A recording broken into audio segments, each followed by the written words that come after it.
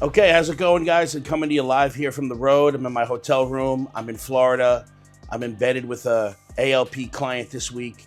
And I wanted to make this video for you guys, let you know that in the game of contracting, you're just one person away from scaling to the next level. See, my dad has a saying, and the saying is, the fish rots at the head. That everything comes back to the responsibility of the leaders. In contracting, our business is heavy human resource. It's all human capital. And we try to automate things and streamline things and put technology in place so we can be more efficient. There's certain positions we need a human being. And in contracting, if you can get one anchor person in a project management role, that will free you up tremendously to move to another level. And then if you can get another anchor person in an estimating role, that can free you up to another level. And you're going to continue to grow and scale as you stack on people. The more jobs we bid, the more business we get, the more people we're going to need. That's the name of our game. That's how it works, especially if you want to scale into the bigger jobs. One of the biggest complaints contractors have, though, is that I can't find good people. And it's an industry issue. For every 7 people that retire from our industry, 1 enters. So we're at a loss as it comes from the human capital side of things. And unfortunately, with the diminishing talent pool and not necessarily getting the best and brightest people of our country to come into our business as they're going to Wall Street, they're going to tech, there's a lot of other areas that talent can go. We have to deal with people who may not be 100%. And I wanted to make this video for you guys to let you know and give you some insight on how to navigate those waters. Listen, I've been in this business my whole life. I've been around people that come and go. You hire them and they leave. I've been around every position and hiring people and new hires, etc. And one of the things that I've learned to help as a business person, as a contractor, as a business owner, to keep your sanity is to understand that not everybody's 100%. Or in fact, nobody's 100%. You know, you're very fortunate if you have a company where you have an employee who takes every task to the finish line, is extremely motivated, doesn't need so much direction, doesn't need your air cover, can just go and be autonomous. That's a very rare person. Because think about it, somebody who has characteristics and traits like that eventually will end up working for themselves. That's a big possibility, right? Employees are employees. For various reasons. We have this idea that, hey, I pay you to do this job. I pay for you to do this job. I expect you to do it 100%. I expect you to cross the finish line. And you've heard that before. It's probably been banged into your head. That's the idea that actually employees feel that they have. And really no employees ever live up to that bar. And that's because nobody's 100%. As an owner, we need to understand that we have to field the team that we have every day until we can make trades and get better players. But every day we have to field the team. And we have to know who's strong and who isn't, and that not everybody is going to be 100%. But that's okay. That's a good thing.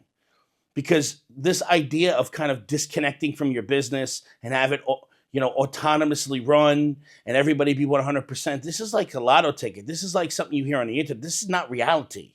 Regardless of whatever eeny, meeny, miny, mo contractor you hear on here talk to you about, I have cameras on my site and I don't need a project manager and I'm totally hands off.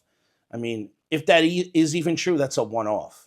Because playing in the biggest game in the world, in New York City and public works with the highest stakes, the owners are hands-on and they're showing up to work every day.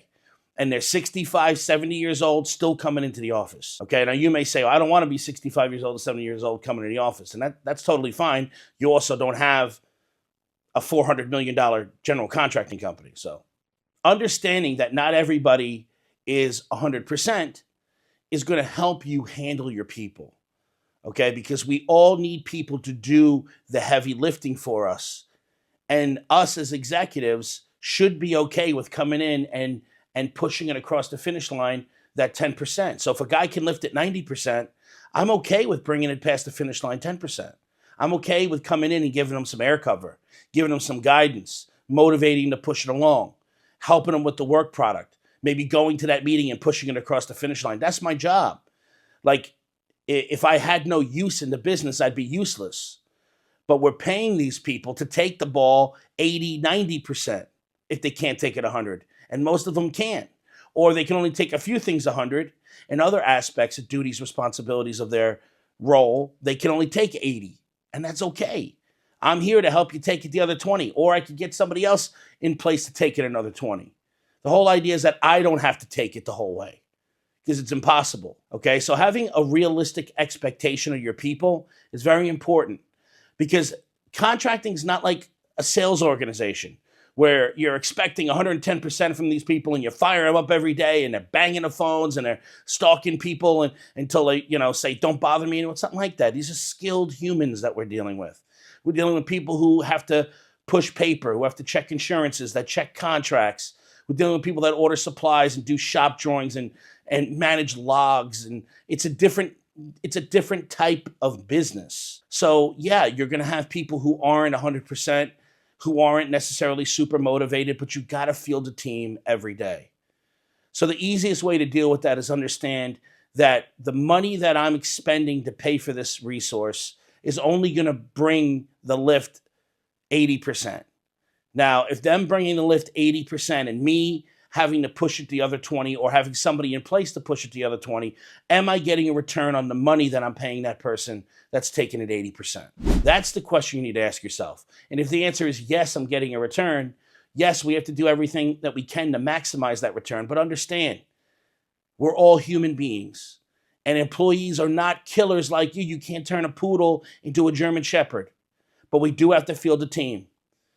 So if they could bring it 80%, let's try to get them to 90, but I'm not going nuts, getting depressed and having a tirade when they call me in to have to give some air cover or maybe go to a meeting and push it across the finish line. Because that's the name of the game.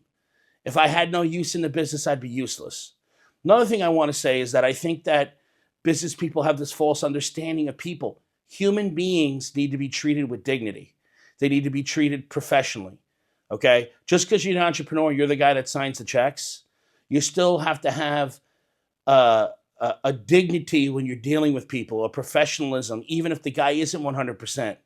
They can't be degraded and berated and yelled at, and they're going to feel it coming off of you that you think that they're worthless. And that's not what a leader does, man. Remember, the fish rots at the head. We want to treat our people with dignity, with professionalism. We want to do the right thing for our people. And it's easier to do that when you understand and you have a realistic expectation of your employees. You'll be a much happier, more positive executive. You'll have more respect from your people. And when you try to fine-tune things and course correct to get more efficiency out of them, you'd be amazed that they're going to respond to it. Okay, so I want you guys to take that with you. We got to field the team every single day. We got to work with the people we have. Let's make them better. Let's do our best to elevate them while we're out there looking for trades to find better candidates. See you on the next one.